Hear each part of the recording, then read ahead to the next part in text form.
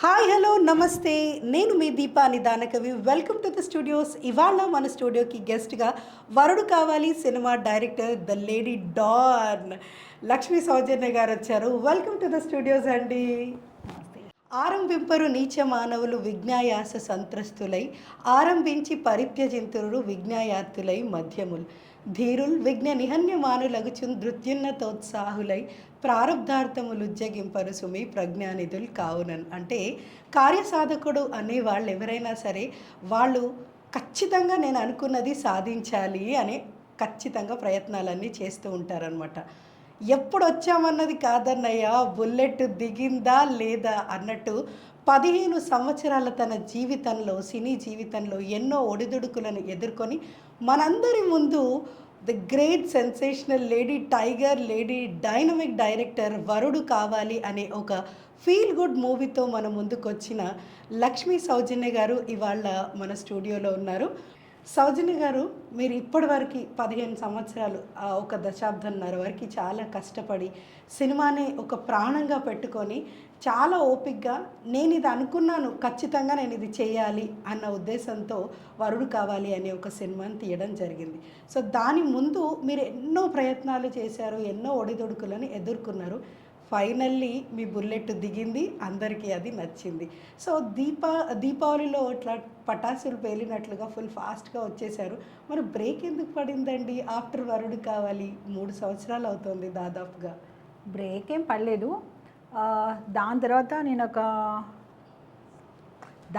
నేను ఒక సిరీస్ చేశాను జీకి. అంటే నేను కథ, మాటలు, స్క్రీన్ ప్లే అన్నీ వాళ్ళే చేస్తారు, జస్ట్ ఎగ్జిక్యూషన్ ఒకటే చేశాను నేను. దాని తర్వాత నేను యాక్చువల్ వరల్డ్ ట్రిప్ వేసాను ఒక కథ అనుకొని. ఆ కథని రాసే క్రమంలో నాకు వరల్డ్ తెలుసుకోవాలనిపించింది. సో వరల్డ్ ట్రిప్ వేస్తూ కథ రాసుకున్నా. ఆ రాయడానికి ఆల్మోస్ట్ 1.5 year 2 years పట్టింది. సో తర్వాత మళ్ళీ దాని డిస్కషన్స్ అని, ఆ చిన్న చిన్న కరెక్షన్స్ అని ఇప్పటివరకు సరిపోయింది. ఇప్పుడు ప్రయత్నం స్టార్ట్ చేశాను. సో ఇంకా కొంతమంది అదే హీరోలకి వాళ్ళకి నరేషన్ ఇవ్వాలి. సో ఆ ప్రయత్నంలో ఉన్నాయి ఇప్పుడు. అది కాకుండా మధ్యలో ఒకటి ఎగ్జిక్యూటివ్ ప్రొడ్యూసర్గా ఒక సినిమా చేశా, ఒక మంచి ప్రేమ కథ అని. ఒక సముద్రగాని గారు, రోహిణి హట్టంగిడి గారు వాళ్ళు చేశారు. దానికి ఒక ఎగ్జిక్యూటివ్ ప్రొడ్యూసర్గా చేశారు. ఖాళీగా ఏముండను కానీ బట్ డైరెక్షన్కి కొంచెం టైం పట్టిందిలేండి. జనరల్గా మనము లేడీ డైరెక్టర్ అనగానే చాలా ఎదుర్కోవాల్సి ఉంటుంది ప్రాబ్లమ్స్ అన్నీ. కాస్టింగ్ కౌచ్, దీనిపైన మీ కమెంట్.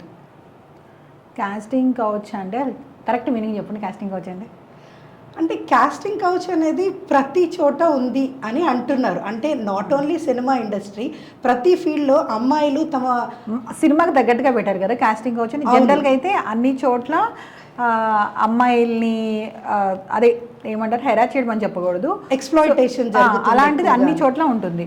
సో నాకు అర్థం కాక అడుగుతాయి ఎప్పుడైనా ఎవరినైనా, మగవాళ్ళు ఆడవాళ్ళు. అవును. సో ఈ ఫీల్డ్లో ఉంటే ఎక్కువ ఫీలింగ్స్ ఉంటాయి, ఈ ఫీల్డ్లో ఉంటే తక్కువ ఫీలింగ్స్ ఉంటాయని ఏమి ఉండదు కదా. ఉండదు. సో ఎక్కడైనా ఒక్కటే. సో ఎక్కడైనా జరుగుతుంది. కాకపోతే కొంచెము పేరుంది కాబట్టి టక్మని బయటికి తీస్తారు.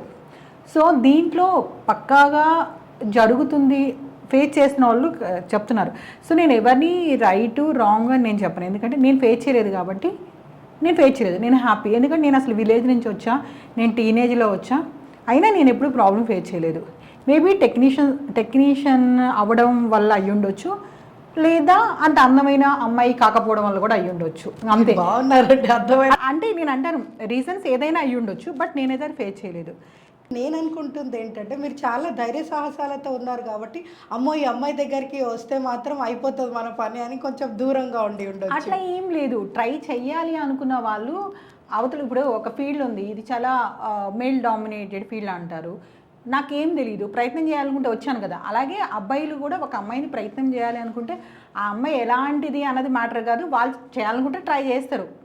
కాకపోతే మనం డీల్ చేసుకునే విధానం, మనం ఎట్లా డీల్ చేస్తాం అనేది కూడా మ్యాటరే. అవును. సో ఒక్కొక్కసారి సిచ్యువేషన్స్ ఎలా ఉంటాయంటే పాపం కొంతమంది అమ్మాయిలకి ఇదే లైఫ్ అనుకొని వచ్చి వాళ్ళకి ఏ మార్గము దొరక్క ఇలాగా పడిపోయే అమ్మాయిలు ఉంటారు, కొంతమంది బలవంతంగా జరిగిన వాళ్ళు ఉంటారు. కానీ నాకు అనిపిస్తుంది వరల్డ్ ఎక్కడ కూడా ఎవరు బలవంతంగా అయితే జరగదు అనేది నేను నమ్ముతా. సో నేను అందరికీ ఆపాదించిన ఏ విషయాన్ని కూడా నా వరకే నేను చెప్పగలుగుతా. ఎందుకంటే అంత ఈజీ కాదు కదా. నేను వెళ్ళి ఒక అబ్బాయిని ఇలా కొట్టొచ్చు, ఏ పోరా హాయ్ రైలా అనొచ్చు, కానీ ఒక అబ్బాయి అంత ఈజీగా మన మీద చెయ్యడు. అవును. వాడు ఎంతో మన దగ్గర లీనియన్స్ ఉంటే తప్పితే వాడు చేస్తాడు అసలు. ఎగ్జాక్ట్లీ. సో నేను అందుకని తొందరగా ఎవరిని అనలేము అది. సో ఎవరెవరి పరిస్థితులను బట్టి జరుగుతాయి, వాళ్ళ సందర్భాన్ని బట్టి ఒక్కొక్కసారి మ్యూచువల్ అండర్స్టాండింగ్ మీద ప్రాబ్లం లేకుండా కంప్లైంట్ చేయకుండా వెళ్తారు కొంతమందికి అది ఇబ్బంది అయిపోయి వాళ్ళకి అదే ఇంకా, సో వాళ్ళు అలాగా డీల్ చేయగలుగుతారు. కొంతమంది బయటకు వచ్చి డీల్ చేయగలుగుతారు, కొంతమంది లోపలే ఉండి సాల్వ్ చేసుకోగలుగుతారు, కొంతమంది ఎన్ని సంవత్సరాలు ఉన్నా దాని ప్రాబ్లం లేకుండానే దాన్ని నడపగలుగుతారు. ఎవరెవరి కెపాసిటీ. తప్పు రైటు అనేది వరల్డ్లో నేను మాట్లాడను ఉంది అని నేను అన్నాను. అబ్బాయి తప్పు అమ్మాయి తప్పు అనేది ఏం లేదు. ఎవరెవరి అవసరాలు, ఎవరెవరి పరిస్థితులు. కొంతమంది ఇప్పుడు మీరు మాట్లాడిన దాంట్లో నుంచే కొంతమంది ఏంటంటే ఇప్పుడు పెద్దవాళ్ళు చెప్పినట్టుగా కూర్మిగల దినములలో నేరములు ఎప్పుడు మనకు కనిపించవు. ఇద్దరం కలిసి మ్యూచువల్ అండర్స్టాండింగ్ మీద ఏదైనా పోయిందనుకోండి, అక్కడ తప్పులేం కనిపించవు. అదే ఆ కూర్మి విరసం అయితే అన్ని నేరాలే కనిపిస్తాయి. అంటే ఆ ఫ్రెండ్షిప్ అయిపోయిందనుకో, మ్యూచువల్గా మన ఇద్దరం ఏదో జరిగే కార్యక్రమాలన్నీ చేసిన తర్వాత అప్పుడు హాయిగా అనిపించింది కాస్త రీసెంట్గా ఇప్పుడు మనము మీడియాలో బాగా హల్చల్ చేస్తున్న టాపిక్స్ అవన్నీ గొడవలు అవుతున్నప్పుడు ఇంకా అమ్మో వీళ్ళు మొత్తం ఆపాదించేస్తారు. అసలు నేను ఇదంతా చేయలేదు, వాళ్ళే చేసిరు, నన్ను వాళ్ళే బలవంతం చేసిరు, వీళ్ళు నన్ను కొట్టడానికి వచ్చిరు, వాళ్ళు నన్ను కొట్టడానికి వచ్చిరు అని ఇట్లా జరుగుతున్నాయి కదా. సో దానిపైన మీరేమంటారు? అట్లా ఏం లేదబ్బా, సిచ్యువేషన్లో ఉన్న వాళ్ళ పరిస్థితి. ఇప్పుడు మీరు ఒక అబ్బాయి, నేను ఒక అమ్మాయి అయితే ఒకవేళ ఒక టైంలో బాగున్నామంటే అది ఇద్దరికి మ్యూచువల్గా ఓకే. అప్పటికి నాకు కావాల్సిన అవసరాలు మీ దగ్గర ఉన్నాయి, మీకు కావాల్సిన అవసరాలు నా దగ్గర ఉన్నాయి, ఇద్దరికి హ్యాపీ అనిపించింది, జర్నీ చేసాం. ఒకనొక టైంలో మేబీ మీ అవసరం నాకు లేకపోవచ్చు. ఇప్పుడు పిల్లలు కనుక పెద్దోళ్ళు అయితే పేరెంట్స్ అవసరం ఎలా తగ్గిద్దో అలాగే కొన్ని సందర్భాలలో వీళ్ళ అవసరం తగ్గొచ్చు. తగ్గినప్పుడు చిన్నగా ఒకళ్ళంటే ఒకళ్ళకి ఇది రావచ్చు. సో ఇంకొకళ్ళు కనెక్ట్ అయ్యి ఉండొచ్చు, లేకపోతే ఇంకొక దాని ఇది అని మనం చెప్పలేము. కానీ ఆ సందర్భంలో ఉన్న నిజం మీకైనా తెలియాలి, నాకైనా తెలియాలి. థర్డ్ పర్సన్ చెప్పేదాన్ని నేను తీసుకోను. అలాగే వాళ్ళు చెప్పినవి కూడా మనం తీసుకోలేము. ఎందుకంటే మీరు మీ పాయింట్ ఆఫ్ వ్యూలోనే, ఇప్పుడు కెమెరా ఇక్కడ పెడితే మీరు మీ పాయింట్ ఆఫ్ వ్యూలోనే చెప్తారు, నేను నా పాయింట్ ఆఫ్ వ్యూలోనే చెప్తాను. అట్లా కూడా కాదు, టాప్ యాంగిల్ నుంచి ఒకటి ఉంటుంది. ఇద్దరి పాయింట్ ఆఫ్ వ్యూలో చూస్తేనే మ్యాటర్ ఏంటనేది అది తెలుస్తుంది. సో నేను అందుకని తొందరగా అబ్బాయి తప్పు అమ్మాయి తప్పు అట్లా ఏం మాట్లాడను. అది వాళ్ళు చెప్తేనే, వాళ్ళిద్దరు కూర్చొని ప్రతి సిచ్యువేషన్ని, వాళ్ళకు ఒక అంతరాత్మ ఉంటుంది, అలా చెప్తేనే దాంట్లో నిజం బయటకు వస్తుంది. ఇప్పుడు ఏంటంటే ఎవరెవరి సేఫ్ కోసం వాళ్ళ సేఫ్ గేమ్స్ ఆడతారు, ఎందుకంటే బయటకు వస్తే ఇది కాబట్టి. సో ఎట్లా మనము డిసైడ్ చేసి ఇది రైటు ఇది రాంగు అంటాం? ఎవరికి వాళ్ళకి ఒక సెల్ఫ్ రెస్పెక్ట్ ఉండాలి, వాళ్ళకంటూ ఒక నిజాయితీ ఉండాలి, ఉంటేనే అవుతుంది. ఏముంది, తప్పు చేస్తే తప్పు చేశాను అయిపోయింది, ఏమవుతుంది? ఓకే అమ్మాయినా నేను అంటాను, ఓకే అండి నా అవసరం అప్పుడు అలా ఉంది, నేను చేశాను, ఇప్పుడు నాకు వద్దు అనుకుంటున్నాను, దానివల్ల ప్రాబ్లం వచ్చింది అంటే ఏమవుతుంది? ఏం అవ్వదు కదా. అలాగే అబ్బాయి కూడా నేను అప్పుడు అలా అనుకుని అలా చేశాను, అది నా తప్పే, నేను ఇలా చేయడం. సో చేసిన నాళ్ళు ఇద్దరు బాగానే ఉంటారు, చేసినప్పుడు ఇద్దరు ఒకరి మీద ఒకరు అట్లా ఎందుకు ఒకరి మీద ఒకరు తప్పు పెట్టుకోవద్దు అనేది నా ఇది. రెస్పెక్ట్గా అని వెళ్తే బాగుంటుంది. మనమే కదా చీప్ అవుతాం, అంటే చీప్ అయినా ఏం కాదు. సో నిజంగా నిజాయితీగా ఉన్నప్పుడు కొంతమంది ఏం చేస్తారంటే వాళ్ళు పోయే వరకు పోరాడి వాళ్ళ నిజాన్ని ఇచ్చేసుకుంటారు. సో చెప్పాను కదా, ఇన్ని రకాల ఉన్నప్పుడు మనం ఎట్లా డిసైడ్ చేసి చెప్తాం ఇది స్టాంపు, ఇది రైటు, వీడి కరెక్టు, ఇక్కడ ఖచ్చితంగా ఇది జరుగుతుంది, ఇది ఖచ్చితంగా ఇది ఉంది అనేది నేను ఎప్పుడు దేనికి స్టాంప్ వేయను. స్టాంప్ వేయడానికి ఏమి ఉండదు ఎక్కడ వరల్డ్ ట్రూత్ ఏం కాదు కదా అది. అవును, ఇద్దరు వ్యక్తులకి వాళ్ళ మధ్య జరిగింది ఏది వరల్డ్ ట్రూత్ కాదు. మనకి ఇష్టం ఉన్నప్పుడు ఒక మనిషి ఒకలా కనిపిస్తాడు, ఇష్టం లేనప్పుడు ఒకలా కనిపిస్తాడు. నేనంటే ఈ రెండు సైడ్ పక్కన పెట్టేసి చూస్తే నిజాయితీ ఏంటో తెలుస్తుంది. అట్లా ఎవరు చూడరు, ఎందుకంటే ఒకటి మన కంప్లైంట్స్ అన్నీ కూడా ప్రాబ్లమ్స్ అన్నీ కూడా ఒకటి ఇష్టంగా ఉన్న ప్రేమతో వస్తాయి, ఇష్టం లేని కోపం వల్ల వస్తాయి. సో మరి ఇంకా ఎట్లా ఇచ్చేస్తాం మనం దాన్ని? ఎగ్జాక్ట్లీ, చాలా చక్కగా చెప్పారు. అయితే ఇప్పుడు సినిమా రంగం అనేది అది అందమైన రంగుల ప్రపంచము. సో సమాజాన్ని ఒక చరిత్ర సృష్టించాలి అన్నా కానీ, లేదంటే సమాజ వినాశనానికి అనే మాట పెద్దది అవుతుండొచ్చు. కాకపోతే నేటి యువత బాగా ఆ సినిమాకి ఎడిక్ట్ అయిపోతున్నారు, చిన్నపిల్లల దగ్గర నుంచి పెద్దవాళ్ళ వరకు ప్రభావితం అవుతున్నారు కదా. సో దాన్ని పేరెంట్స్ ఫీల్ అయిపోతున్నారు కదా, ఈ సినిమాలు చెడిపేస్తున్నాయి పిల్లలని అని. సో అట్లా నిజంగానే పిల్లలు సినిమాలను చూసి చెడిపోతున్నారా, లేదా వాళ్ళు పెరుగుతున్న సర్కంఫరెన్సెస్ వల్లనా? ఫస్ట్ అయితే ఇప్పుడు నేను ఒక సినిమా తీసా వరడుగా ఉన్నాను, నేను వచ్చి మిమ్మల్ని అడిగానా మీరు సినిమా చూడండి అని? లేదు. పోనీ మీ పిల్లల్ని ఎవరిని అడిగారా? లేదు. అంటే నాకు ఒకటి నచ్చింది, నేను ఒకటి చేస్తాను. అలాగే సినిమా డైరెక్టర్స్ అందరూ వాళ్ళకి నచ్చింది వాళ్ళు చెప్పాలని ట్రై చేస్తారు. ఎగ్జాక్ట్లీ. సో అది మీకు నచ్చితే చూడండి, నచ్చకపోతే చూడొద్దు, అంతే. నాకు చూసిన తర్వాత, ఎందుకంటే మీరు డబ్బులు పెడతారు కాబట్టి, నేనైనా సరే డబ్బులు పెడతాం కాబట్టి దాని గురించి మనం డిస్కస్ చేస్తాం. ఇది మంచిగా ఉంది, ఇది చెడ్డగా ఉంది అనేసి డిస్కస్ చేయడం వరకు ఓకే. అవును. దాన్ని ఫాలో అవ్వడం అనేది మన మైండ్ సెట్, అంటే మన వీక్నెస్ అది. సో ఎవరో అంత ఈజీగా ఇన్ఫ్లుయెన్స్ అయిపోతున్నారంటే ప్రాబ్లం మీది కదా, మీలో మీ పిల్లల్లోనే ఉంది కదా అని అంత సో అది ఇన్ఫ్లుయెన్స్ అవ్వడం కూడా నేను తప్పని చెప్పను. కాకపోతే ఇప్పుడు అందుకే నేను ఇవన్నీ ఏం చెప్పలేక నేనేం చేస్తానంటే, సో నేను చేసే సినిమా వల్ల 10 మంది బాగుపడపోయినా పర్లేదు కానీ ఒకళ్ళు చెడిపోకుండా తీయాలని అనుకుంటా. ఓకే. అది దేంట్లో అయినా సరే నేను ఏ పని చేసినా నేను సొసైటీని దృష్టిలో పెట్టుకుంటాను, ఎందుకంటే సొసైటీలో బతుకుతున్నాను కాబట్టి. అవును. నేను లేకపోతే నేను పెద్ద పట్టించుకునేదాన్ని కాదు. సో అట్లనే డెఫినెట్గా సినిమా అనేది, డైరెక్షన్ అనేది ఒక రెస్పాన్సిబిలిటీ జాబ్. సో నేను వచ్చింది కూడా అందుకే. అంటే నేను ఒక మంచి విషయాన్ని మా ఊళ్ళో చెప్తే ఒక 10 మందే చూస్తారు, కానీ ఒక సినిమా త్రూ చెప్తే చాలా ఎక్కువ మంది చూస్తారు. అందుకే నేను డైరెక్టర్ని అయ్యా. సో మీరు అడిగినట్టే, సో ఆ ప్రభావం చూపుతుందని రెస్పెక్ట్ ఫిలిమ్స్ తీయాలి అనేది నేను అనుకుంటున్నాను, నేను తీస్తున్నా. అలా నేను అందరికీ చెప్పను. ఎందుకు చెప్పను? ఒక్కొక్క డైరెక్టర్కి ఒక్కొక్క స్టాంప్ ఉంటుంది. ఒకళ్ళు డబ్బులే సంపాదించడం అయి ఉండొచ్చు, ఒకళ్ళు అంటే వాళ్ళ టేస్ట్. ఇప్పుడు చీరలో మీరు ఎలాగ రకరకాలు కొంటారో ప్రతి మనిషికి ఒక టేస్ట్ ఉంటుంది. ఆ టేస్ట్ ప్రకారం వాళ్ళు తీస్తారు. వాళ్ళు ఎవరు మిమ్మల్ని అడగట్లా, వాళ్ళు మీరేమీ అనక్కర్లేదు అనేది నా ఫీలింగ్. అంతే కదా. అంటే ఇప్పుడు వాళ్ళని మనం ఏం అనక్కర్లేదు, వాళ్ళని మీరు అడగట్లేదు. అంటే ఇప్పుడు మీరు ఇందాక స్టార్టింగ్లోనే చాలా పవర్ఫుల్గా క్వశ్చన్ చేశారు, ఏంటి నా సినిమాని మిమ్మల్ని చూడమని అడిగానా అని. అలా కాదు కదా. అంటే సామాజిక మాధ్యమాలు నేను నా సినిమా గురించి అంటే జనరల్గా నాట్ ఓన్లీ మీ, ఇప్పుడు ఎవరైనా సరే వాళ్ళ సినిమా తీసి మన ఇళ్ళకి వచ్చి అడగరు, కానీ వాళ్ళు అడ్వర్టైజ్మెంట్ ఇచ్చుకుంటారు, పోస్టర్స్ వేస్తారు, అన్నీ చేస్తారు. సో అది మీరు దానికి అట్రాక్ట్ అయ్యి బాగుంది అనుకుని మీరు వచ్చి చూస్తారు, అది తప్పు అంటలేదు.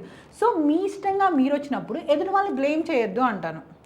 సో చాలాసార్లు చాలా సినిమాల గురించి వీళ్ళు ఏం చెప్దామని తీశారు, వీళ్ళు ఎందుకు తీశారు, మరి మీకు మంచి సినిమాలు చాలా వస్తుంది, మరి అవి ఎందుకు మీరు చూడట్లేదు? ఇప్పుడు నిన్నయాగం అన్నా కూడా సత్యం సుందరం అని వచ్చింది, ఎందుకు చూడట్లేదు? ఎంత మంచి సినిమా అది, ఎంత ఎక్స్ట్రాడినరీ డైరెక్టర్ అతను, అంత మంచి సినిమా అది, మరి ఎందుకు చూడట్లేదు? ఆ ఒక రిలేషన్స్ గురించి, ఒక ఎమోషన్స్ గురించి ఎంత పర్ఫెక్ట్గా చెప్పారో ఎందుకు చూడలేదు? సో అనడం ఈజీగానే ఉంటుంది. మంచి విషయాలు చెప్తే తీసుకోరు, మంచి విషయం చెప్తే మీరు రారు, మంచి స్కూల్ అంటే జాయిన్ చేయరు, మీకు సొసైటీలో ఏదైనా పేరు ఉంది, నేమ్ ఉంది, దీనికి మీరే ఇదయ్యి మీరే వెళ్ళి మీరే ఎదుటి వాళ్ళని బ్లేమ్ చేస్తే ఎట్లా అనేది నా ఇది. దీంట్లో తప్పు ఉంటే చెప్పండి. Okay, correct. బ్లేమ్ గేమ్ అన్నది తప్పు. కాకపోతే నేటి సమాజంలో యువత తల్లిదండ్రులకు అంత ఇంపార్టెన్స్ ఇవ్వట్లేదు, కానీ తాము బాగా ఇష్టపడుతున్న హీరోలు హీరోయిన్లన్నీ బాగా ప్రేజ్ చేసుకుంటూ వాళ్ళ కోసము రక్తదానాలు చేసి, వాళ్ళ కోసము ఒక అన్నదానాలు చేసి, ఇలాంటివన్నీ వాటిలో కూడా మీరే తప్పండి అన్న. మీ పేరెంట్స్ తప్పేయండి అక్కడ కూడా. ఓకే, పేరెంట్స్ తప్పు కాకపోతే వాళ్ళు చెప్పారా, వాళ్ళు అడిగారా వచ్చి నాకు పాలాభిషేకం చెయ్యు అని వాళ్ళు ఏమైనా అడిగారా? అడగలేదు కదా. మీరు కరెక్ట్గా పెంచడం లేదు, మీరు కరెక్ట్గా పెంచండి. అరే నువ్వు దేనికి ఇంపార్టెన్స్ ఇవ్వాలి, దేనికి మీరు ఎట్లా ఉంటారో మీ పిల్లలు మిమ్మల్ని చూసే కదా రెడీ అవుతారు. ఎగ్జాక్ట్లీ. సో మీరు ఫస్ట్ అది చేయకుండా ఎప్పుడు నాట్ ఓన్లీ పేరెంట్స్, సొసైటీ అంతా ఎదుటి వాళ్ళు బ్లేమ్ చేయడానికి ట్రై చేస్తారు. ఫస్ట్ బ్లేమింగ్ అనేది మన దగ్గర స్టార్ట్ అవుతుంది. ఇప్పుడు నేను ఇక్కడికి వచ్చాను, నేను అవ్వడం లేదు, నా కథలు ఎవరు వింటలేదు, అయ్యో నన్ను ఇట్లా తక్కువ చేస్తున్నారు, ఇది మేల్ డామినేట్, నేను అనొద్దు. నేను వచ్చి దూకాను ఒక యుద్ధంలో, చేతనైతే చేయాలి, లేకపోతే మూసుకొని కూర్చోవాలి, లేదంటే ఓకే ఒక సముద్రంలో పడ్డాం, ఇది బయటికి రావడం లేదా చచ్చిపోవడం, ఏదైతే అది అవుతుంది. అంతేగాని నేను వచ్చాను వీళ్ళందరూ నన్ను రానివ్వట్లేదు, మగాళ్ళందరూ నన్ను టార్చర్ చేస్తున్నారు, ఎందుకు చేస్తారు వాళ్ళు?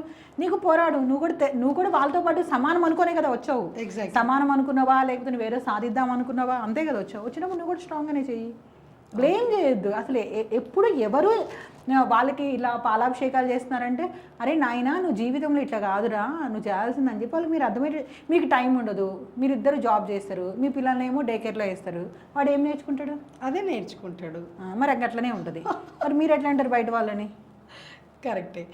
సరే, ఇది మీరు చాలా బోల్డ్గా, ఫ్రాంక్గా, చాలా సూపర్గా బోల్డ్ కాదు కదా ఇది, నిజమా కాదా? ఇప్పుడు మీరు ఒక పేరెంట్గా మీరు చెప్పండి. ఎగ్జాక్ట్లీ, మరి చెప్తుంది 100% కరెక్ట్. కానీ సమాజం ఎప్పుడైనా పాజిటివ్గా మనం చెప్తే దాన్ని తీసుకునే ఇదిలో లేదు కదా. ఎప్పుడైనా తీసుకునే ఇదిలో లేదని చెప్పొద్దు. వాళ్ళకి అలవాటు చేస్తే వాళ్ళు అది కూడా తీసుకుంటారు. వాళ్ళు ఏం తీసుకునే వాళ్ళు కాదు, వాళ్ళకి కొన్ని సంవత్సరాలుగా అలవాటు అయిపోయింది. ఎట్లా అయిపోయింది? ఆ సినిమాలు అంటే ఇట్లనే ఉంటాయి అనేది వాళ్ళు అలవాటు చేసుకున్నారు, అలవాటు పడ్డారు. అలవాటు మారిస్తే వాళ్ళు మారుతారు. ఇప్పుడు కొన్నాళ్ళు ఇంతకుముందు మనం చిన్నప్పుడు అందరూ ఓణి లంగా ఓణీలు చీరలే కట్టేవాళ్ళు, తర్వాత చుడిదార్లకు అలవాటు పడిపోయారుగా, అందరూ వేస్తున్నారుగా. ఇప్పుడు ప్యాంట్ షర్ట్లు కూడా అలవాటు పడ్డారుగా, ఇప్పుడు షార్ట్స్ కూడా అలవాటు పడ్డారుగా. అంటే కాలం మారిందిగా, మారుతుంది ఇప్పుడు కూడా అంతే కదా. కరెక్టే. సో ఇప్పుడు 100 సంవత్సరాల సినిమా చరిత్ర ఉంది కదా మనకి. అందులో ఇన్ని సంవత్సరాలు అయినప్పటికీ లేడీ డైరెక్టర్లు కానీ ప్రొడ్యూసర్లు కానీ చాలా తక్కువగా వేలలో లెక్కబెట్టే సంఖ్యలోనే మనకు కనిపిస్తున్నారు. దానికి కారణం ఏమంటారు? అది ఒకటి ఇట్లా ఇప్పుడు ప్రతి ఫీల్డ్లో జనరల్గా అలవాటు పడిపోయినారు. అమ్మాయిలు అంటే ఇప్పుడు అమ్మాయిలనే కదా అబ్బాయిలనే కదా ఇళ్లలో సేఫ్టీ సెక్యూరిటీ జాబ్స్కి పంపిస్తారు.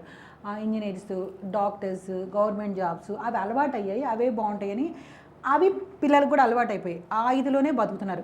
కొంతమంది దాటి వస్తున్నారు, ఆ దాటి వచ్చిన వాళ్ళు నాలాంటి వాళ్ళు ఉంటారు. సో కాకపోతే చేంజ్ అనేది అంత ఈజీ కాదు కదా, చాలా టైం ప్రాసెస్ కదా, పడుతుంది అనుకుంటున్నా. ఇప్పుడు పర్వాలేదు వస్తున్నారు, అంటే అఫ్కోర్స్ ఏళ్లలో లెక్క పెట్టుకునే మందే ఉన్నారు, కానీ మేబీ ఇన్ ఫ్యూచర్లో రావచ్చు అనుకుంటున్నాను.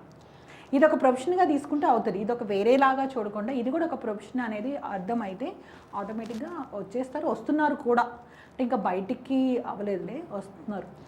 జనరల్గా తెలుగు అమ్మాయిలు, అది డైరెక్షన్ డిపార్ట్మెంటు, ప్రొడక్షన్ డిపార్ట్మెంటు, హీరోయిన్లు ఎవరైనా సరే తెలుగు అమ్మాయిలు ఉన్నారు అంటే వాళ్ళకి ఛాన్సులు తక్కువగా ఉన్నాయని అంటే బయట వినిపిస్తున్న వినికిడి. అదే వేరే స్టేట్ నుంచి వస్తున్న వాళ్ళకి మాత్రము బాగా ఛాన్సులు ఇచ్చేస్తున్నారు అని అంటున్నారు. దానిపైన మీ కమెంట్?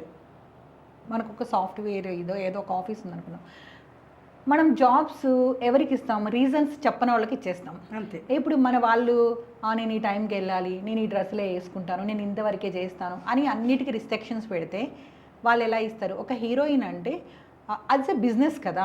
సో హీరోయిన్ ఎలా చూయిస్తే ఎలా ఉంటే మాకు ఒక టైమింగ్స్ ఉండవు లేడీస్కి. సో అవన్నిటికీ కూడా సిద్ధపడి రావాలిగా. సో నేను ఈ డ్రెస్సే వేస్తాను, ఒక క్యారెక్టర్ని బట్టి ఒక షార్ట్ డ్రెస్ వేయాల్సి ఉంటుంది, వేయాలి కదా. మేము అట్లా వెయ్యము అనే వాళ్ళు కూడా ఉన్నారు. మేబీ తెలుగు అమ్మాయిలు రాకపోవడానికి ఎక్కువ కారణాలు చెప్తారు. నేను కూడా చూస్తుంటాను కదా అమ్మాయిలు. సో తెలుగు వాళ్ళు మంచి యాక్టర్స్ ఉన్నారు, అలాంటి క్యారెక్టర్స్కి ఇప్పుడు ఈ మధ్యకాలంలో అందరూ తెలుగు అమ్మాయిలే పెట్టుకుంటున్నారు. అంటే క్యారెక్టరు పద్ధతి అన్నీ ఉన్న వాటికి ఇప్పుడు కొన్ని మన వాళ్ళు చేయలేరు. ఇప్పుడు వాళ్ళంత ఎక్స్పోజింగ్ కావచ్చు, అలాంటివి చేయలేకపోవడం వల్ల వాళ్ళకి అది ఆ క్యారెక్టర్కి ఆ ఫ్లెక్సిబిలిటీ, ఆ కంఫర్ట్ అనిపిస్తుంది, అందుకని బయట వాళ్ళు తెచ్చుకుంటారు. సో అక్కడ తప్పేమీ కాదు. సో ఖచ్చితంగా ఇప్పుడు ఎవరికి వాళ్ళు అందరూ తెలుగు వాళ్ళంటే తెలుగు వాళ్ళతోనే చేయాలి అంటే ఇప్పుడు తెలుగు వాళ్ళు తమిళ్లో చేస్తున్నారు, వాళ్ళు ఎవరుగా అప్పుడు అంతే. సో ఇది మ్యూచువల్, మనం కన్నడ వాళ్ళతో చేయొచ్చు, ఎవరితో చేయొచ్చు, వాళ్ళు కూడా మనతో చేస్తారు.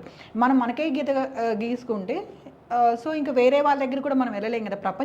ప్రపంచాన్ని మనం అట్లా ఇచ్చేసుకోకూడదు అంతే. సో ఎవరైనా ఎక్కడైనా చేసేలాగానే ఇచ్చేయాలనేది నా ఇది. ఇప్పుడు మీరు పనిచేసిన డైరెక్టర్స్ కాకుండా మీకు కరెక్ట్ ఆన్సర్ వచ్చిందా? అంటే తెలుగు వాళ్ళనే తీసుకోకుండా బయట వాళ్ళని తీసుకోవడానికి రీజన్ అయితే ఎక్కువ మీరు ఇప్పుడు మనం జాబ్ చెప్తే నేను మార్నింగ్ మన ఆఫీస్లో 7 to నైట్ 10, 11 లేదండి 7, 6 వరకే ఉంటాను, అక్కడ కట్టు ఒక అమ్మాయి. సో నేను అట్లా కాదండి, నేను మా ఇంట్లో బాక్స్ తెచ్చుకుంటాను, నాకు అలవాటు బయట తిన్నా, ఏవో నాట్ ఓన్లీ నేను ఇలాంటివి ఏం చెప్పట్లేదు, ఏదో కారణాలు చెప్తారు. ఆ కారణాల వల్ల సో రిస్ట్రిక్షన్స్ అంటారు. నేను రిస్ట్రిక్షన్స్ పెట్టడం కూడా తప్ప అని చెప్పను. ఇప్పుడు టీచర్ జాబ్కి వెళ్తే ఒకలాంటి బిహేవియర్, ఒకలాంటి కట్టడం ఉంటుంది, సాఫ్ట్వేర్కి వెళ్తే ఒకలా ఉంటుంది. లైక్ సినిమాకి వచ్చినప్పుడు వాళ్ళకంటూ కొన్ని ఉంటాయి కదా, వాళ్ళు డబ్బులు ఇచ్చి మన మీద బిజినెస్ చేస్తున్నారని వాళ్ళ. సో ఖచ్చితంగా ఆ ఇది లేకపోవడం వల్ల ఒక్కోసారి తీసుకుంటారు. సో ఇప్పుడైతే నాకు తెలిసి అన్ని చోట్ల అందరికీ బాగానే ఉంది. ఇప్పుడు తెలుగు వాళ్ళు మన దాంట్లో బాగానే చేస్తున్నారు నాకు తెలిసి. అయితే అంటే ఎప్పటి నుంచో తెలుగు వాళ్ళకు ఏముందంటే చాలా వేరే ఇండస్ట్రీల నుంచి వాళ్ళని పిలుస్తున్నారు, ఎందుకు అమ్మాయిలు అయితే తెలుగు అమ్మాయిలు అయితే పని అట్లా కాదమ్మా, ఇప్పుడు మనల్ని కూడా వాళ్ళు పిలుస్తున్నారు కదా, మరి మన వాళ్ళు కూడా ఇక్కడ చేస్తున్నారు. ఇప్పుడు అట్లా అయిపోయింది, టాలీవుడ్ బాలీవుడ్ అన్ని కలిపేసి మొత్తం చేస్తున్నారు. బాగుంది కదా. ఇప్పుడు ఒకప్పుడు పరిస్థితి అయితే అలా లేదు అనేది వాళ్ళ ఫీలింగ్. ఇప్పుడైతే చాలా ఎక్స్పోజర్ అన్ని దాంట్లో నాకు కూడా ఏమనిపిస్తుంది అంటే ప్రతి చోట ఫస్ట్ బ్లేమ్ చేయడం మానేయాలి. అందరు చూడండి సినిమాలు తీసినప్పుడేమో మీరు మన సినిమాలు చేయడం బ్లేమ్ చేస్తారు, ఎక్స్పోజింగ్ అని బ్లేమ్ చేస్తారు, చీరలు కడితే ఎవడు చూస్తాడు ఇట్లా కడితే, ప్రతి దానికి బ్లేమింగ్ టైప్ ఆఫ్ మెంటాలిటీ మనకి ఎక్కువ ఉంది. అది మానేస్తే అన్ని కరెక్ట్గా ఆలోచిస్తే అన్ని కరెక్ట్గానే కనపడతాయి. వీళ్ళని తొక్కాలని ఏమో అనుకోరు కదా. ఎవరైనా ఇప్పుడు సాయి పల్లవి ఉంది, చక్కగా ఇది పెట్టుకున్నారు కదా. సో అమ్మాయి పేరేంటి, ఈ మధ్యకాలంలో మన తెలుగు వైష్ణవి చైతన్య చేసింది, ఆ అమ్మాయి తెలుగు అమ్మాయి కదా, చాలా బాగా చేసింది కదా తెలుగు అమ్మాయి కదా. మరి పెట్టుకున్నారు కదా, మరి వాళ్ళు కూడా ఎందుకు పెట్టుకున్నారు? టాలెంట్ ఉందనే కదా పెట్టినారు. సో టాలెంటు, ఆ క్యారెక్టరు, అవన్నీ కూడా సెట్ అయితే ఖచ్చితంగా పెట్టుకుంటారు.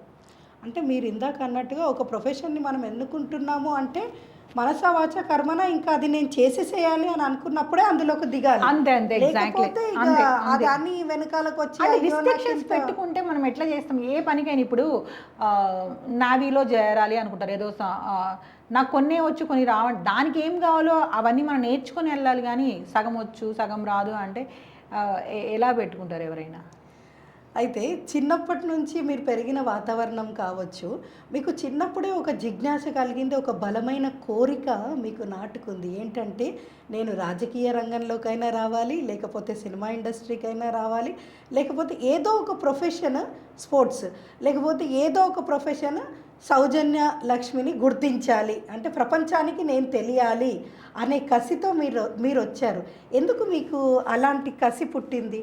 అంతే, ఎవరికైనా అంతే కదా. చిన్నప్పుడు మన చుట్టూ ఉన్న పరిస్థితులు, సర్కమ్స్టాన్సెస్ వల్లే మనం తయారవుతాం ఏదైనా సరే. సో చిన్నప్పుడు మనకు అంత సేఫ్గా పెరిగామనుకో, మంచిగా బాగా డబ్బులున్న ఇంట్లో, సో అలాంటి లైఫ్ అలాంటి ఇదే మనకి ఇదవుతుంది.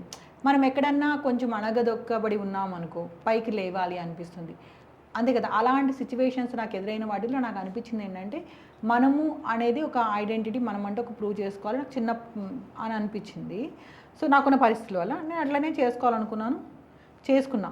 ఇది కాదు ఇది ఓకే, జస్ట్ నేను అనుకున్న డైరెక్టర్ అయ్యా.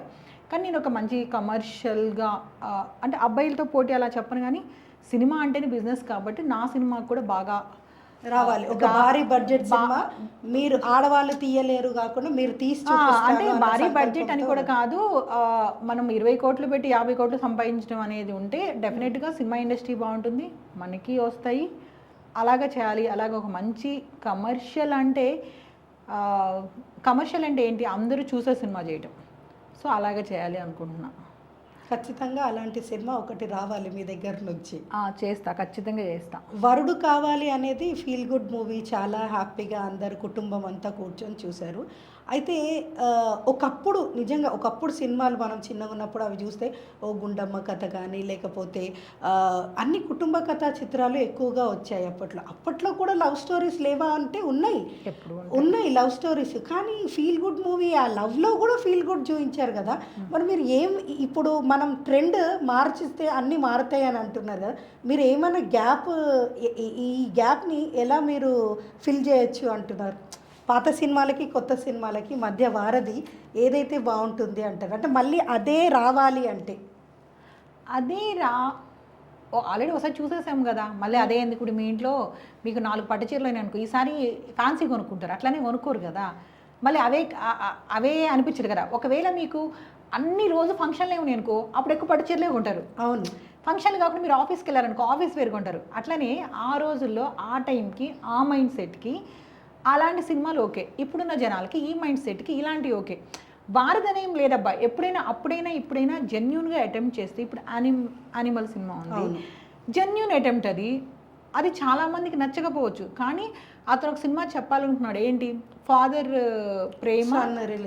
ప్రేమ సరిపోక సో టైం పెట్టట్లేదు వాళ్ళ ఫాదర్, అది తను జెన్యున్గా చెప్పాలనుకున్నాడు. సో అతను అర్జున్ ఎట్లా చెప్పినా కూడా జెన్యున్గానే చెప్తాడు, అతను చాలా జెన్యున్ ఎట్లా చెప్తాడు. ఒక్కొక్కళ్ళ ప్రేమ చాలా సాఫ్ట్గా ఉంటుంది అబ్బా, ఒక్కొక్కళ్ళది చాలా హార్ష్గా ఉండొచ్చు. అదే వాళ్ళ వే ఆఫ్ ఎక్స్ప్రెషన్, వాళ్ళ వే ఆఫ్ ఎక్స్ప్రెషన్. ఇది తప్పు ఇది రైట్ అంటే మానేయాలి. ఫస్ట్ నేను ఏమంటానంటే, సొసైటీలో ఒక పిగ్ ఉంటుంది, ఒక ఎలిఫెంట్ ఉంటుంది, ఒక టైగర్ ఉంటుంది, ఒక యాంట్ ఉంటుంది. సో టైగర్ని పిగ్ లాగా నువ్వు ఇది తిను అని చెప్పకూడదు, పిగ్ని తీసుకెళ్ళి నువ్వు మనుషుల్ని జంతువుల్ని తిను అని చెప్పకూడదు. ఎందుకంటే దేవుడే వాళ్ళకు ఒక ఐడెంటిటీ ఇచ్చి వాళ్ళు అట్లా చేసిండు కదా. మరి అట్లా చేసినప్పుడు సో ప్రతిదీ అంతే, ఏ టైంకి ఆ టైంకి ఆ పర్సన్కి ఒక ఐడెంటిటీ ఉంటుంది, దాంట్లో మనం వెళ్ళాలి. అప్పుడు ఇప్పుడు కూడా నిజాయితీ ఉంది. సో నిజాయితీ ఉండే విధానం మారింది అంతే. అప్పుడు చీరలు కట్టారు, అప్పుడు జాకెట్లు వేశారు, ఇప్పుడు కడుతున్నారు. బట్ ఇప్పుడు ఎన్ని ఫ్యాషన్లు వచ్చాయి బ్లౌజుల్లో. అవును. అంటే కాలానికి అనుగుణంగా మారారు. అంతే. సో ఏం మారింది అంటే వాటిల్లో షేపులు మారాయి. అంతే. సో మ్యాటర్ అయితే అదే. అలాగే ఇప్పుడు సినిమాలు కూడా అంతే, అవే రిలేషన్లు, అవే నవరసాలు ఉంటాయి, అవే ప్రేమలు ఉంటాయి. సాఫ్ట్ వర్షన్ మారింది. ఒకప్పుడు మనం చిన్నప్పుడు ఇద్దరు మగ ఆడవాళ్ళు కలిస్తే అయ్యో బాబు ఎవరో కలిసారంటే ఊరి చివర అనేవాళ్ళు. ఇప్పుడు ఆ తర్వాత మేము కొంచెం పెద్ద అయిన తర్వాత కలిసారు ఏముంది అన్నట్టు. ఇప్పుడు కలవడం కదా హక్ చేసుకున్నా పడుచుకోవట్లా, ఇప్పుడు లిప్ లాక్ కూడా పడుచుకోవట్లా. అంటే అలవాటు పడిపోయారు. సో ఇప్పుడు అట్లా అవి ఇష్టంగా చూస్తున్నారు. సో మనం జనరేషన్ బట్టి మనం వెళ్ళాలి కదా. సో ఇప్పుడు సినిమా తీసారు ఎవరి కోసం? మా ఇంట్లో నేను DVD చూసుకోవడానికి కాదు, జనాలు చూడటానికి. సో జనాలకి ఏం కావాలో అదే ఇవ్వాలి ఎప్పుడు. సో జనాలకి కావాల్సింది నీకు నచ్చింది ఒకటే అయినప్పుడు కొంచెం హ్యాపీ అనిపిస్తుంది. అప్పుడు చాలా అంటే ఇప్పుడు మన మనసు హర్ట్ అవ్వదు, వాళ్ళు హర్ట్ అవ్వకుండా సక్సెస్ కొట్టినప్పుడు హ్యాపీ అనిపిస్తుంది. ఒక్కోసారి ఏంటంటే మనకు నచ్చింది తీస్తాము, వాళ్ళకి ఒకసారి నచ్చకపోవచ్చు, ఒకసారి వాళ్ళకి నచ్చింది తీస్తాము, అది మనకు నచ్చకపోవచ్చు, అట్లా ఉండొచ్చు. అంటే ఇప్పుడు నేను వారది అప్పటికి ఇప్పటికి అట్లానే తీయాలి, ఇట్లా తీయొద్దు, అట్లా నాకు లేదు, అట్లా లేదు. అట్లే తీస్తేనే కరెక్ట్, ఇట్లా తీస్తే కరెక్ట్ కదా, అవి మంచి సినిమాలు, ఇవి చెడ్డ సినిమాలు, అట్లా ఏం లేదు. ఏ జనరేషన్లో అయినా ఎప్పుడైనా నువ్వు ఒక పాయింట్ని జెన్యూన్గా అటెంప్ట్ చేస్తే ఖచ్చితంగా సక్సెస్ వచ్చింది, అది మంచిదే. అయితే ఇప్పుడు సమాజంలో జరుగుతున్న ఎన్నో అనర్థాల మీద మీ కామెంట్ ఏంటి? అది ఉమెన్ ట్రాఫికింగ్ కావచ్చు, ఉమెన్ ఎక్స్ప్లాయిటేషన్ కావచ్చు, అబ్బాయిలను అమ్మాయిలు కూడా మోసం చేస్తున్నారు, అది చైల్డ్ అబ్యూజింగ్ కావచ్చు, ఇట్లా చాలా అంటే జరుగుతున్నాయి. ఎప్పటికీ నాకు కూడా ఇది తెలియదు, కానీ నాకు ఎప్పుడో క్వశ్చన్గానే ఉండిపోతుంది నాకు. ఇప్పుడు ఎవరో ఒక నెలల బేబీనో లేకపోతే నాట్ నెలల బేబీ, ఇయర్స్ బేబీ, 10 years బేబీని ఇలా రేప్ చేశారు అంటున్నారు కదా. అంటే నిజంగా అవతలి అతని మానసిక స్థితి బాగుంటే అట్లా ఎందుకు చేస్తారు? అట్లా చెయ్యరు కదా. కానీ మనం ఏం చేస్తాం, వాడు క్రూరుడు, వాడు మనిషి కాదు, వాడు ఇది కాదు అంటున్నారు, కరెక్టే. అసలు వాడు ఎట్లా పెరిగిండో, ఏం పెరిగిండో అంటే నేను వాడికి శిక్ష వేయొద్దు అని నేను చెప్పను. అట్లా నాకు దాన్ని ఎట్లా మీకు అర్థమైంది, నేను ఎట్లా దాన్ని డిసైడ్ చేయాలో నాకు తెలియదు. అంటే చాలాసార్లు తెలిసి ఎవరు తప్పులు చెయ్యరు, ఓకే, మానసిక స్థితి బాగాలేక చేస్తారు అనుకుంటా. ఇప్పుడు చాలాసార్లు బస్సులు తగలబెడుతుంటారు, ఏవో అంటారు. మానసిక స్థితి వాళ్ళని అట్లా ప్రిపేర్ చేస్తుంటారా, మరి వాళ్ళు అట్లా అయ్యి ఉంటారా? అది నాకు అందుకే ఇలాంటి ఇప్పుడు నేను తీయబోయే సినిమా అంటే ఇలాంటి విషయాలని కాదు, అసలు మనకి ఒక ఏదైనా ఒక పునాది అనేది ఉంటుంది కదా. ఒక ఇల్లు కట్టాలి అంటే ఒక పునాది ఉంటుంది, అది కరెక్ట్గా ఉంటేనే దానిపైన నువ్వు ఏం పెట్టినా ఏం చేసినా ఇది అవుతుంది. సో అది కరెక్ట్ లేకుండా రాంగ్ ఇది ఇచ్చారనుకో, ఆ రాంగ్లోనే వెళ్తారు కదా. కాకపోతే ఇవన్నిటికీ ఎట్లా రియాక్ట్ అవ్వాలంటే, ఇప్పుడు నాకు ఇప్పుడు మన ఏదో ఒక ఇన్సిడెంట్ జరిగింది, అక్కడ ఒక డాక్టర్ నేర చేశారు కలకత్తా, దానికోసం ఒక ర్యాలీలు అవన్నీ పెట్టారు. అదేంటో నాకు అంటే అది తప్పు అని వాళ్ళ నిరసన తెలపడం అంతే కదా, అంటే తప్పు అని ర్యాలీ చేయడం. కానీ దానికోసం పోరాటం అంటే నా దృష్టిలో ఏంటి అంటే, ఒకటి ఫిక్స్ అయితే మన చావో రేవో ఆ విషయాన్ని బయటికి తేవడం అనేది నా ఉద్దేశం. నేను అట్లా అంతలాగా ఆ విషయం పట్ల అయితే నేను దానికి చావో రేవో తెగించేస్తా. ఇండస్ట్రీకి కష్టపడి వచ్చారు, ఎట్లయినా సరే నేను ఇండస్ట్రీకి రావాలి, ఇండస్ట్రీ అనే కాదు ఏదో ఒకటి నాకంటూ ఒక గుర్తింపు రావాలి, చరిత్రలో నాకంటూ ఒక పేజీ ఉండాలన్న దృఢ సంకల్పంతో మీరు వచ్చారు, ఎన్నో కష్టాలు పడ్డారు. ఇప్పుడు మీలాగా డైరెక్టర్స్ అవుదాం అనుకుంటున్న వాళ్ళకి, ఎస్పెషల్లీ అమ్మాయిలకి మీరేం చెప్దాం అనుకుంటున్నారు? అమ్మాయి అబ్బాయి ఓకే, అమ్మాయిలకి ఏం చెప్దాం అనుకుంటున్నానంటే, అమ్మాయిలనే కదా ఎవరికైనా సరే ఒక పని చెయ్యాలి అంటే దాని పట్ల ఖచ్చితమైన నిబద్ధత ఉండాలి. నేను ఖచ్చితంగా చేయాలి, ఇది మాత్రమే నాకు జీవితంలో ఆప్షను, ఇంకొకటి లేదు, కష్టమైన సుఖమైన దీంట్లోనే పడి ఉంటాను. సో దీంట్లోనే నా ప్రయత్నంలో చచ్చిపోతానేమో కానీ ప్రయత్నం ఆపి నేను చచ్చిపోవడం అనేది ఉండదు. అంత స్ట్రాంగ్గా అనుకొని, అంటే ప్రతి చోట ప్రాబ్లమ్స్ ఉంటాయి, దీంట్లో కొద్దిగా ఎక్స్ట్రా ప్రాబ్లమ్స్ ఉంటాయి. ఎప్పుడైనా మనకి నెలకి 40,000 వచ్చే జీతంలో తక్కువ ప్రాబ్లమ్స్ ఉంటాయి, కానీ నీకు పేరు డబ్బు అన్నీ ఉన్న దాంట్లో ఎక్కువ ఉంటాయి, ఎందుకంటే కాంపిటీషన్ ఎక్కువ ఉంటుంది అంతే. సో అలాంటప్పుడు మీరు మైండ్ సెట్ చాలా స్ట్రాంగ్గా పెట్టుకొని రావాలి. ఎటువంటి విషయాన్నైనా సరే డీల్ చేసి నేను అనుకున్నది సాధించాలి, అరే కష్టం ఉండదు, నిద్ర ఉండదు, పండగలు ఉండవు, ఏముండవు, అరే నేను ఇవన్నీ మిస్ అవుతున్నాను. మీరు ఈరోజు తీసుకున్న నిర్ణయం, ఈరోజు ఏదైతే అవ్వాలి అనుకుంటున్నారో ఒక 20 ఇయర్స్ తర్వాత మీరు అయినా అవ్వకపోయినా దానికి రిగ్రెట్ ఫీల్ అవ్వకూడదు మీరు తీసుకున్న నిర్ణయానికి. దానికి అలా కట్టుబడి ఉండాలి. స్టిక్ ఆన్ అయితే స్టిక్ ఆన్ అవ్వాలి. అలా అయితేనే రమ్మని చెప్తా. అంతే, ఎవరైనా సరే ఓకే. ఒకటి సాధించాలంటే అంత స్ట్రాంగ్గా ఉండాలి. ఏ రంగమైనా, అది ఏ రంగమైనా దేంట్లో అయినా నువ్వు అనుకున్నది ఏదైనా సరే. అంతే. మరి ఇక్కడ ఆపర్చునిటీస్ అన్నీ ఉన్నాయంటారా? అప్కమింగ్ డైరెక్టర్స్ ఎక్కడా ఉండవు. ఎక్కడున్నాయి చెప్పండి? సాఫ్ట్వేర్లో పొద్దున బీటెక్ వాళ్ళు పొలోమని వచ్చేస్తున్నారు. అన్ని ఉద్యోగాలు ఉన్నాయా? లేవు. డాక్టర్స్ ఇంతమంది వస్తున్నారు, ఉన్నాయా? పోనీ పొద్దున్న లేస్తే టైలర్స్ నార్మల్ పనులు ఇంతమంది అందరికి ఉన్నాయంటే ఉండవు. వాళ్ళ టాలెంట్ చూపించి ఇప్పుడు మనం ఏ జాబ్కి వెళ్తున్నామో దానికి ఏదైతే అవసరం ఉందో అది మనం నేర్చుకొని దానికి సంబంధించిన స్కిల్స్ అని మనం పెంచుకొని రావాలి. క్రియేటివ్ స్కిల్స్ అంతే. ఆ కాంపిటీషన్లో నువ్వు ఒక దాంట్లోకి దూకావంటే దానికి సంబంధించినవన్నీ వాళ్ళకి నువ్వు ఉపయోగం అవ్వాలి. ఇప్పుడు నేను మీ దగ్గర జాబ్కి వస్తే మీకు నేను ఉపయోగపడేలాగా ఉంటే నన్ను మీరు పంపించరు కదా. సో 20 మంది వచ్చారు, ఎక్కువ ఎవరు ఉపయోగపడతారో వాళ్ళని పెట్టుకుంటారు. నేను ఏమంటే వచ్చే 20 మంది కూడా మీకు ఉపయోగపడేలాగా రమ్మంటున్నాను. దాంట్లో మీరు ఇంకా ఎక్కువ ఎవరితో ఉపయోగమో చూసుకుంటారు మీరు. అంతే కదా. అంతే, అవన్నీ నేర్చుకొని రావాలి. కాంపిటీషన్ ప్రతి దాంట్లో ఉంటుంది. సో నీకు ఇష్టమైన దానికోసం ప్రయత్నం చేయడంలో దానికి ఉండడంలో నీకు జీవితం అంతా సాటిస్ఫాక్షన్ అనిపిస్తుంది. లేకపోతే ఇప్పుడు చాలామంది లేడీస్ ఇప్పుడు మీకు కూడా ఏదో అవ్వాలని ఉంటుంది. అరే ఇంట్లో వాళ్ళు పెళ్లి చేస్తారు, పిల్లలు ఇంకేదో ఇట్లా వెళ్ళిపోతూ ఉంటుంది లైఫ్. సో కానీ దాంట్లో ఒక్కొక్కసారి నాకు ఇప్పుడు హైదరాబాద్ వచ్చినప్పుడు అసలు ఏంటో నాకేం తెలియదు. నేను ఒక నార్మల్గా ఒక పల్లెటూరు పొలం పనులు చేసి గేదెలు కాసి ఏదో చదువుకొని అట్లా ఉండే అమ్మాయిని ఇక్కడ వరకు రావడం అంటే అసలు మా ఊర్లో నేను ఎర్ర బస్ ఎక్కి హైదరాబాద్కి టికెట్ తీసుకున్నప్పుడు ఇది ఉంది అని నాకు తెలుసా, ఈ దారి ఉందని నాకు తెలుసా, అసలు ఇక్కడ ఇట్లా ఏం తెలీదు. నేను అవ్వాలి అనుకున్నది స్ట్రాంగ్గా ఉంది కాబట్టి నేను ఇక్కడ వరకు వచ్చా. ఓకే. సో ఫస్ట్ వాళ్ళు అనుకున్నది క్లారిటీ ఉండాలి. అక్కడ ఏముందో ఏం లేదో అనవసరం. చాలామంది అంటారు తెలివిగా అవన్నీ తెలుసుకొని వస్తే నీకు ఎట్లుండాలో అర్థమైందని చెప్పి. తెలుసుకొని వస్తే ఏమవుదు? ఇప్పుడు నేను మీ దగ్గరకు వస్తాను, మీ దగ్గర కొన్ని తెలుసుకొని వస్తాను, సేమ్ ఇంకొకరి దగ్గర అవన్నీ ఉండకపోవచ్చు, ఇంకోటి ఏదో ఉండొచ్చు. కానీ అప్పుడు సిచ్యువేషన్ డీల్ చేయడం నేర్చుకొని వస్తే చాలు. కానీ వాళ్ళ గురించి మొత్తం తెలుసుకొని వచ్చి ఇంటర్వ్యూకి వెళ్ళి ఏం పాస్ అవ్వలేము. అదంతా అయ్యే పని కాదు. నీ దగ్గర నిజాయితీ ఉంటే నీ దగ్గర టాలెంట్ ఉంటేనే పాస్ అవుతావు. ఎగ్జాక్ట్లీ.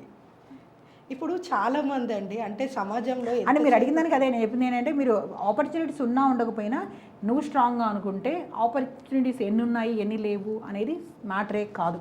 ఇప్పుడు మన దగ్గరే ఎక్సెల్ మన స్కిల్లో ఎక్సెల్ అయ్యామనుకోండి, క్రియేటివ్ స్కిల్స్ మనకు చాలా ఉన్నాయి, ఆటోమేటిక్గా అవకాశమే మనల్ని వెతుక్కుంటూ వచ్చే ఛాన్సులు కూడా ఉంటాయి most of the times. So ఒక్కోసారి రావచ్చు, ఒక్కొక్కసారి మన దగ్గర అన్ని ఉన్నా రాకపోవచ్చా, అసలు ఏది చెప్పలేమంటున్నా. ఇదే షోర్గా ఇదే అంటే అందరూ అదే ఫార్ములా పెడతారు కదా. సో ఇక్కడ లైఫ్కి ఫార్ములా ఏం లేదుగా, అలాగే ఏ పనికి ఫార్ములా లేదు, దేనికి ఫార్ములా లేదు. గడిచిపోతుంది, అట్లా మనం వెళ్ళాలి. కాకపోతే చెయ్యాలి అంటే ఆ దృఢ చిత్తము దృఢ సంకల్పం అది ఉండాలి. అది ఉంటే అన్నీ అవుతాయి.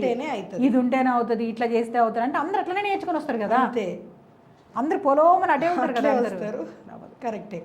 అయితే ఇప్పుడు మనం సమాజంలో ఎంతసేపటికి అమ్మాయిలకు అన్యాయం జరిగిపోతుంది, అమ్మాయిలు బాగా ఇదైపోతున్నారు అని వింటున్నాం కదా. అంటే అమ్మాయి అబ్బాయి అని కాదు, కానీ అమ్మాయిల వైపే చాలామంది మాట్లాడుతుంటారు. కానీ ఈ ఉమెన్ కార్డ్ అనేది చాలా మిస్యూటిలైజ్ అవుతుంది అనేది నా అభిప్రాయం. దీనిపైన మీ కమెంట్ చెప్పండి. అంటే ఉమెన్ కార్డ్ అంటే అమ్మాయి అబ్బాయి అనేది రకరకాలుగా వాడుతూ ఉంటారు. ఒక్కోసారి అబ్బాయిలు ప్రాబ్లం పడినప్పుడు నేను అబ్బాయిని కాబట్టి మీరు సపోర్ట్ చేయట్లేదు అని కూడా అబ్బాయి కూడా వాడతాడు. ఓకే. సో అమ్మాయి కూడా వాడుతుంది. సో ఎవరికి వాళ్ళు వాళ్ళ పరిస్థితుల్లో నుంచి బయటపడడానికి వాళ్ళు వాడుకుంటారు. ఓకే. సో స్పెషల్గా అమ్మాయిలు కార్డు వాడుకొని బయటపడుతున్నారు అనడానికి లేదు. అబ్బాయిలు కార్డు వాడుకుంటున్నారు. అమ్మాయిలు అందరూ హ్యూమన్ బీయింగ్స్ అందరూ. అంటే కాకపోతే అమ్మాయి అబ్బాయిని విడదీశారులే, సృష్టిలో అవసరం కాబట్టి దేవుడు కూడా అందుకే అలా క్రియేట్ చేశాడు. కానీ ఎక్కడ ప్రాబ్లం అయిందంటే వాళ్ళ దాంట్లోకి మనం ఏలు పెట్టి వాళ్ళు మన దాంట్లోకి ఏలు పెట్టి అంతే ఇది అమ్మాయి పని కాదు, ఇది అబ్బాయి పని కాదు, అందరూ చేయొచ్చు అంటారు. కానీ అసలు సృష్టిలో ఏం చేశారు? అమ్మాయి వేరు అబ్బాయి వేరేడే కదా పుట్టించారు. అంతే. మళ్ళీ మేమిద్దరం ఒకటే. మరి మన ఇష్టం. ఇప్పుడు చూడు, ఒక ఇంటర్వ్యూలో నేనే చెప్తా, నేనని కాదు ఎవరైనా చెప్తారు అమ్మాయి అబ్బాయి ఏంటి అందరూ హ్యూమన్ బీయింగ్స్ అంటారు. మళ్ళీ ఒక్కోసారి ఏమంటారు అలా ఎలాగా సృష్టిలోనే క్రియేట్ అయింది కదా అమ్మాయి వేరు అబ్బాయి వేరని.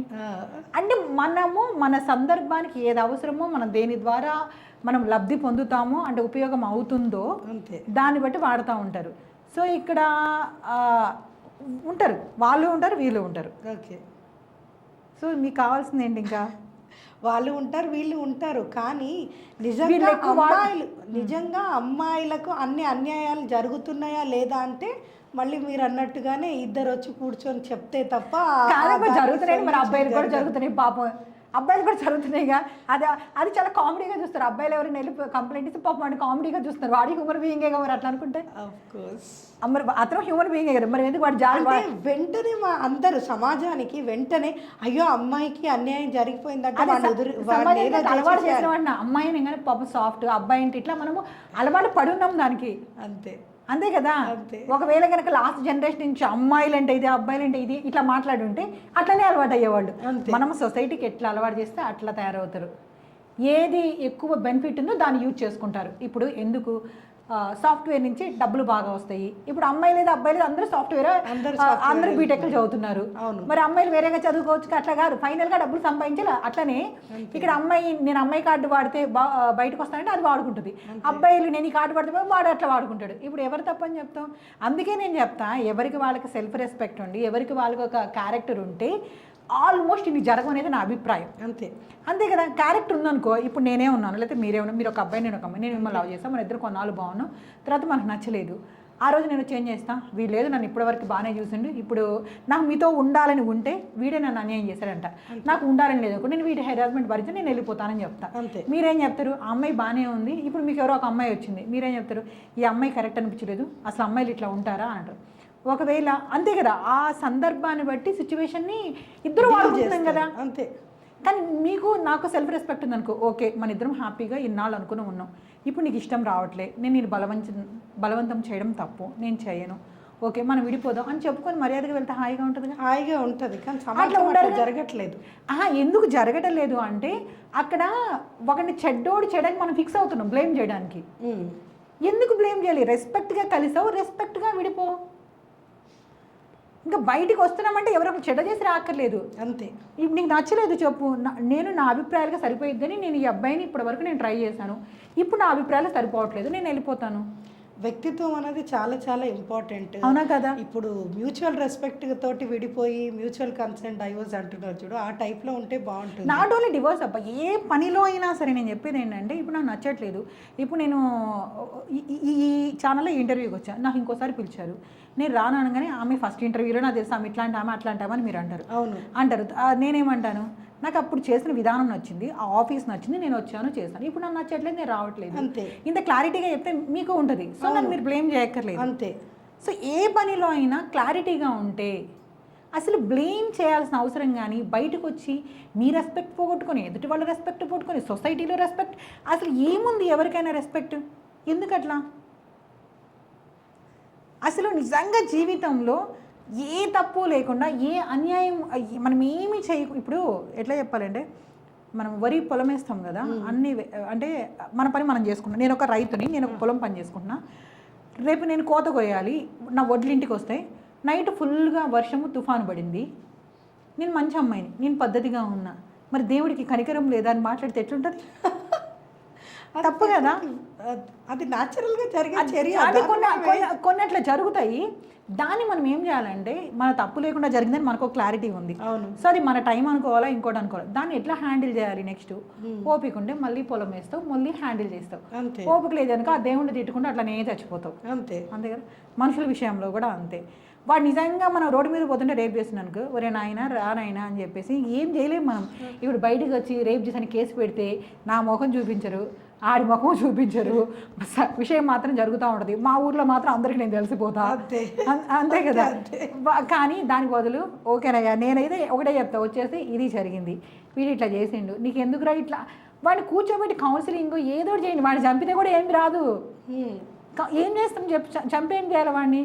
ఇట్లా భయం ఉంటుంది. నెక్స్ట్ వాళ్ళకి అంటారు 20 మందిని ఉరి తీసేస్తారు, మిగతా వాళ్ళు అందరూ భయపడరా ఏంటి? ఎవరన్నా ఏం భయపడలేదు, జరగాల్సిన కార్యక్రమాలన్నీ హాయిగా జరగాలి. అని నేను ఏమంటున్నా అంటే, బేసిక్లోనే మనకి అసలు మన విద్యా విధానం అవ్వచ్చు, సొసైటీ అవ్వచ్చు, పేరెంట్స్ అవ్వచ్చు, సో పెంచే విధానం అవ్వచ్చు, సర్కమ్స్టాన్స్ అవ్వచ్చు, అవన్నీ కరెక్ట్గా లేకపోవటం, ప్రతి దానికి మనమే కారణం అంట. అందులో నేను కూడా ఉంటా, నువ్వు నేను కూడా కారణమే. అందరూ ఒకటి చెడిపోవడానికి బాగుపడడానికి మన చుట్టూరు మనం కూడా కారణమే కదా. అంతే. సో అలా ఒక్కొక్కళ్ళ మీద ట్రై చేస్తే, ఓ ఇంత సెల్ఫ్ రెస్పెక్ట్తో ఉండాలి, ఇంత పద్ధతిగా ఉండాలి, అలా ఏమైనా మారుతూ వెళ్తే ఏమైనా మారుతుందేమో, లేదా హోప్. అంతే. ఇక్కడ ఎవరిని ఏం చేయలేం కదా. ఓకే. ఒకళ్ళు బాగు చేయలేము, ఒకళ్ళు చెడగొట్టలేము. ఓకే, కరెక్టే. Okay. Last but not least, మీరు ఏదైనా సినిమాని డైరెక్ట్ చేయాలి అంటే ఏ పర్సెప్షన్‌లో చూస్తారు? అంటే లైక్ కథ బావుంటే డైరెక్ట్ చేస్తానా? లేకపోతే ఆహ్, దీన్ని ఎలా అయినా నేను ఎగ్జిక్యూట్ చేయగలుగుతా, ఎలాంటి కథనైనా అని ఆలోచిస్తారా? లేకపోతే హీరో, హీరోయిన్‌లు ఇద్దరు ఉంటే చాలు మనది ఎట్లున్నా గానీ నడిచిపోతదని ఆలోచిస్తారా? నేను అట్లా ఆలోచించను. ఖచ్చితంగా సోల్ ఉండాలి, ఒక విషయానికి ప్రాణం ఉండాలి, అంటే కథకే ప్రాణం కథకి ఉండాలి. ప్రాణం ఉండాలి, ఒక సోల్ ఉండాలి, ఒక జెన్యూన్ ఎమోషన్ ఉండాలి, ఒక రిలేషన్, ఒక కథ ఉండాలి. ఓకే. ఖచ్చితంగా కథ ఉండాలి. నేను ఫస్ట్ ఓటు నా కథకే ఉంటుంది, తర్వాత దాన్ని ఎగ్జిక్యూట్ చేయడానికి కరెక్ట్ పర్సన్స్ ఉండాలి. అట్లా తీసుకుంటా. నాకు అట్లా ఉంటేనే మనం అనుకున్నది ఆ వ్యక్తుల ద్వారా కరెక్ట్గా బయటకు వస్తుందని నేను నమ్ముతా. ఓకే. సో ఒక బ్యానర్ ఉండాలి, ఎందుకంటే బ్యానర్ ఉంటేనే బిజినెస్ అవుతుంది. బ్యానర్ ఉంటేనే బిజినెస్ అవుతుంది కాబట్టి బ్యానర్ ఖచ్చితంగా కావాలి. హీరో ఉంటే ఎక్కువ మంది చూస్తారు, మనం చెప్పాలనుకున్న ఎక్కువ మందికి రీచ్ అవుతుంది. కథ కరెక్ట్గా ఉంటే ఇంకా అన్నిటికన్నా ఫస్ట్ అది ఉండి ఇవన్నీ దొరికితే మనం అదృష్టవంతులు. అంతే. సినిమాల్లో అన్నీ దొరకవులే, ఏదో ఒకటి వెళ్తుంటానే ఉంటుంది. ఇంకా లైఫ్ లాగే, జీవితం లాగే. కొన్ని బ్లాక్ బస్టర్ మూవీస్ అయినాయి అని మాట్లాడుకుంటుంటాం. అది చిన్న చిన్న హీరోలు అని పిలువబడే వాళ్ళు కూడా బ్లాక్ బస్టర్ హిట్ ఇస్తారు సడన్గా. అప్పుడు వాళ్ళు ఒకేసారి వాళ్ళ మార్కెట్ పెరిగిపోతుంది. కొంతమంది ఏమో ఈ సినిమా ఎన్నో సినిమాలు జరుగుతుంటాయి కదా, ఫ్లాప్ కాగానే ఈ హీరో కాకుంటే ఇంకో హీరో ఉంటే బాగుంటుండే ఈ సినిమా. అంటే మహేష్ బాబు సినిమా హిట్ కాలేదనుకోండి, ఆ సినిమాలో రవితేజ మహేష్ బాబు బదులు ఉంటే బాగా హిట్ అయ్యేది అని. అట్లా మీరు ఏమైనా సినిమాలు చూసినప్పుడు, వేరే డైరెక్టర్ల సినిమాలు చూసినప్పుడు అట్లా ఫీల్ అయ్యిర్రా? అంటే ఈ కథ కావచ్చు, హీరో హీరోయిన్ రీప్లేస్మెంట్ ఇది నాకు ఉన్నట్టు అర్థమైంది, ఈ కథకి ఈ హీరో అయితే బాగుండేది, హీరో దీనికైతే సెట్ ఎనీ అవుతాడు రీప్లేస్మెంట్ అట్లా అనిపిస్తుంది. అబ్బా అది ఎవరి టేస్ట్. ఇప్పుడు ఈ చీర నాకు ఈ సందర్భంలో కాదు ఇంకో సందర్భంలో కడితే బాగుంటుంది నాకు అనిపిస్తుంది, ఓకే. మీకు దీంట్లో కడితే బాగుంటుంది మీకు అనిపిస్తుంది. ఓకే. అది ఎవరికి వాళ్ళు కరెక్ట్. ఓకే. సో మనకు అనిపించడం అనేది అసలు మ్యాటరే కాదంట నేను.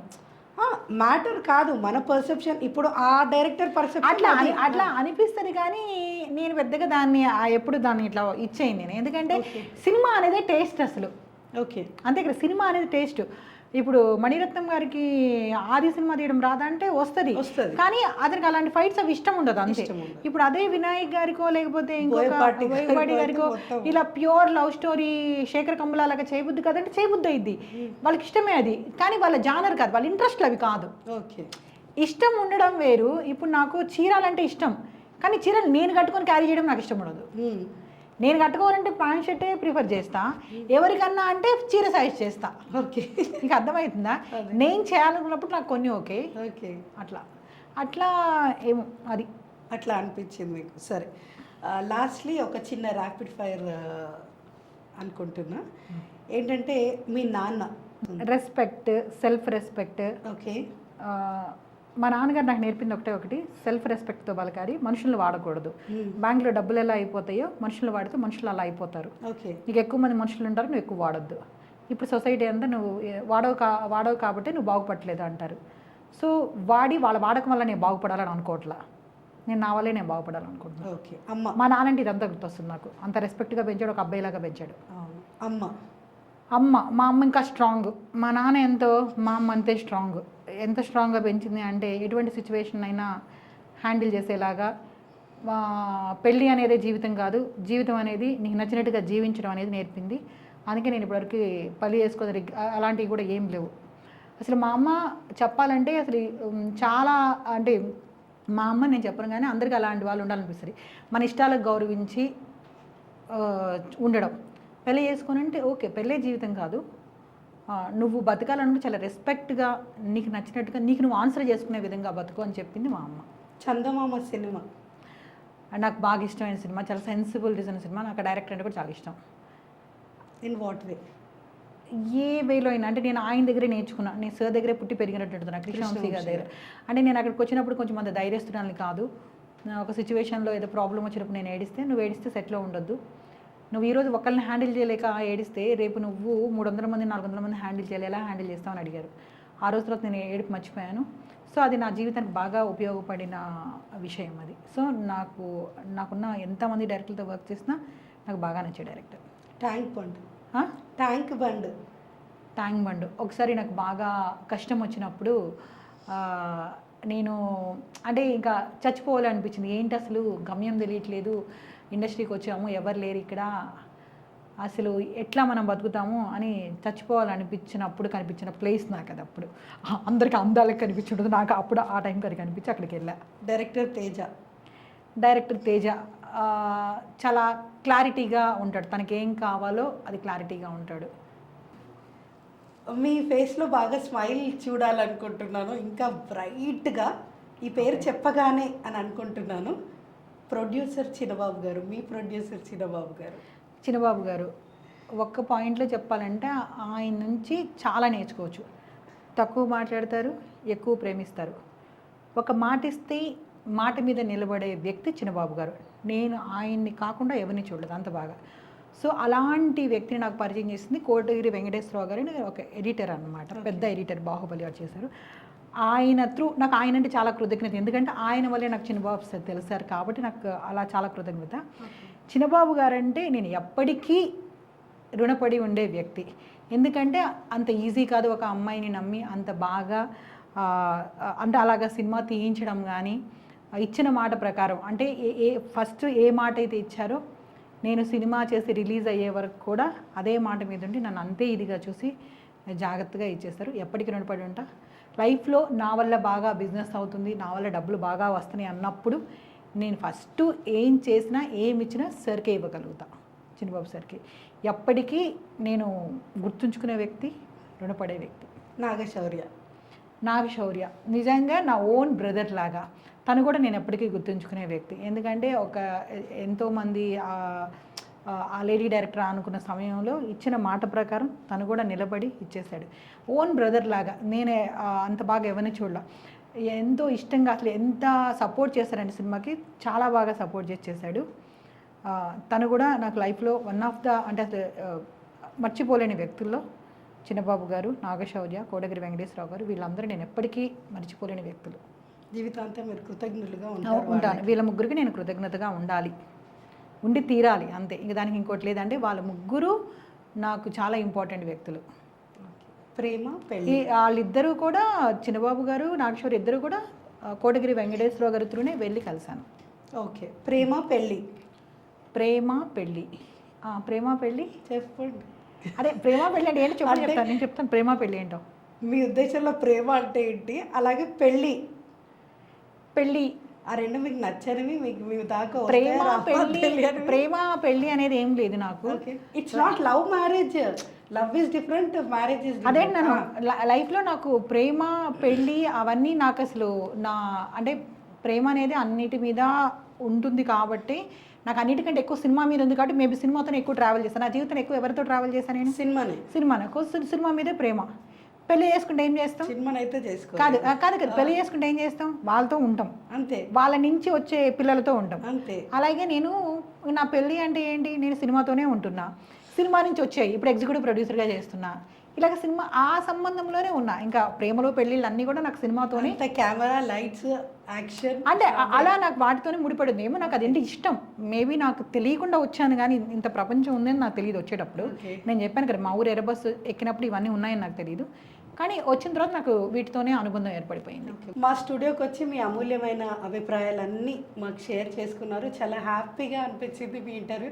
రియలిస్టిక్గా మాట్లాడారు, అన్ని నిజాలు మాట్లాడారు, నిజాలు నిగ్గు తేల్చి మరీ మాట్లాడారు. ఇంత ధైర్య సాహసాలు గల లక్ష్మి ఇండస్ట్రీలో ఇంకా ఇంకా మంచి సినిమాలు తీయాలని మనస్ఫూర్తిగా కోరుకుంటూ సెలవు. నమస్తే, థ్యాంక్ యూ.